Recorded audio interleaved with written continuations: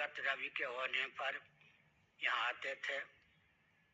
प्रतिवर्ष वे धर्म और ब्रह्म की चर्चा करते थे, वैदिक वाङ्मय को समृद्ध करने का अभियान चलाते थे, कालक्रम से लुप्त ज्ञान विज्ञान को उद्भासित करने का प्रकल्प चलाते थे।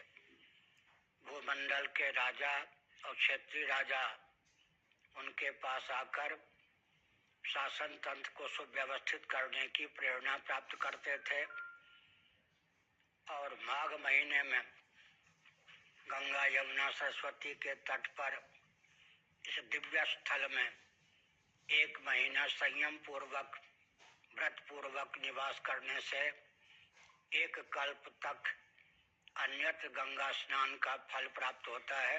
इसलिए इसका नाम कल्पवास है। स्वतंत्रता के बाद इसको मेला का रूप दिया गया और धीरे धीरे एक पर्यटन का केंद्र, मेला झमेला का केंद्र बन गया। जो इसका मूल उद्देश्य था वह विकृत और विलुप्त प्राय हो गया है। मैंने कई बार जो कोई अधिकृत व्यक्ति आए मेरे पास, उन्हें प्रेरणा दी कि कम से कम 5 किलोमीटर की परिधि में ऐसा क्षेत्र होना चाहिए जहाँ मान्य शंकराचार्य जैसे प्रबुद्ध आचार्य हों और उस क्षेत्र में 3-4 घंटे तक ही माइक का उपयोग वो भी धीरे से होना चाहिए। साथ ही साथ भारत में जो विदेश के राजदूत हैं और भारत के जो राजदूत विदेशों में हैं, संयुक्त राष्ट्र संघ के भी जो प्रतिनिधि हैं या अध्यक्ष हैं, महामंत्री हैं, उन सबको निमंत्रित करना चाहिए और वे हम लोगों के पास आकर अपने अपने देश की, विश्व की परिस्थिति को रखें।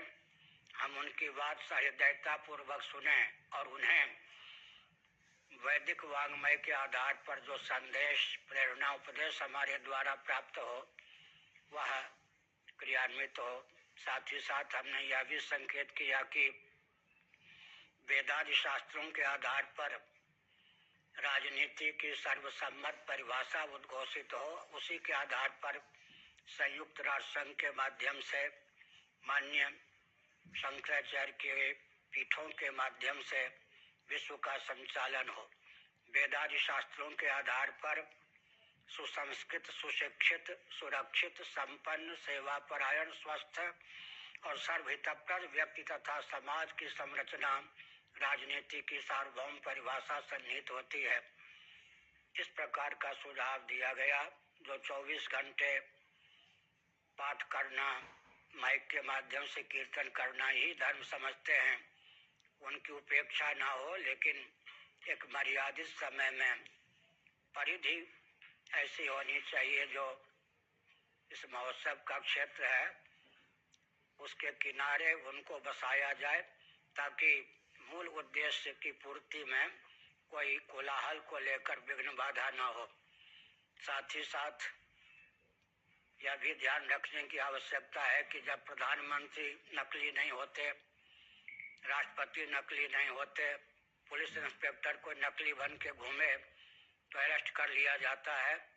सोनिया और अडवाणी जी के दामाद जो नकली बनकर घूम रहे थे वो भी जेल खाने के अंदर दिखाई पड़े।